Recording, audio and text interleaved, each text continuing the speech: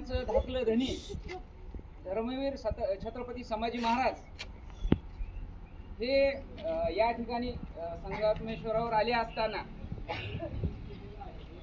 18 February या दिवशी, म्हणजे उद्या 18 फेब्रुवारी आहे, 18 फेब्रुवारी ह्या दिवशी त्यांना मुघल सेनापती मुकर्रब खान यानं फितुरीनं पकडलं होतं. तर या ठिकाणी इकडून ही वरुणी आणि तिकडून अलकनंदा असा दोन नद्याचा संगम झालेला आहे. त्यामुळे या ठिकाणाला संगमेश्वर असं नाव आहे.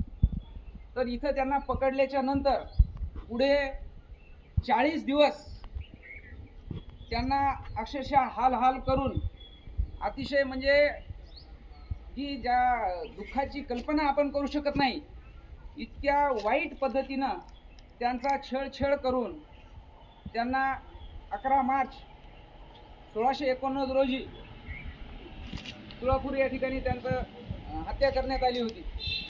तर ज्या ठिकाणी त्यांना पकडलं होतं ते हे संगमेश्वराचं मंदिर आहे.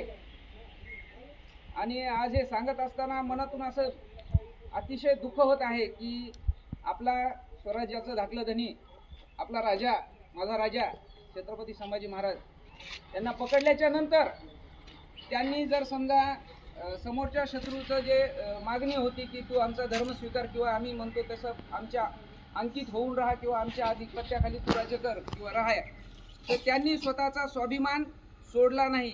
अक्षरशः तुम्ही सर्वांनी छावा चित्रपट पाहिला आणि त्याच्यामध्ये आपण पाहिले की संभाजी महाराजांचे नख काढलेले आहेत, डोळे काढलेले आहेत, त्यांची जीभ कापलेली आहे. आणि कल्पना करू शकता तुम्ही की आपल्याला जर काटा जरी टोचला तर काय दुःख होतं. तर ज्या माणसाला 40 दिवस शरीराचा एक अवयव तोडून कापून काढून मारला असेल, त्या माणसाच्या मनाची भावना काय असेल, त्याच्या मनात काय वाटलं असेल.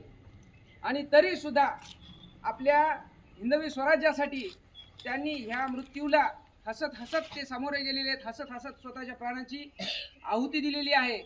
म्हणून आपण या ठिकाणी आज आलोत. खरं तर आनंद अजिबातच झालेला नाही. इथं आला तसं मनामध्ये खूप दुःख वाटायले की मी येताना सुद्धा आपल्या आदेशानं म्हटलं होतं की इथं मला यायची सुद्धा इच्छा होत नाही. इथं वाईट मनातून इथं यायच्या अगोदरच वाटत होतं. पण कुठंतरी त्यांच्या बलिदानाचं स्मरण आपल्याला राहावं आणि त्यांच्या बलिदानातून त्यांनी ज्या गोष्टीसाठी आपल्या प्राणाची आहुती दिली त्या गोष्टीचा विचार आणि आठवण आपल्याला राहावी. त्यांच्यामुळं आपण आज सुरक्षित आहोत ही जाणीव आपल्याला राहावी म्हणून आपण या ठिकाणी भेट देण्यासाठी आलेलो आहोत. उद्या आपण वाई या ठिकाणी त्या घाटावर ज्या ठिकाणी छावा चित्रपटाचं शूटिंग झालेलं आहे त्या ठिकाणी आपण भेट देणार आहोत. तर यानंतर आपण संभाजी महाराजाचं पुतळ्याचं दर्शन वगैरे घ्यायला जाऊ. एक आपण संभाजी महाराज नावाची घोषणा देणार आहे.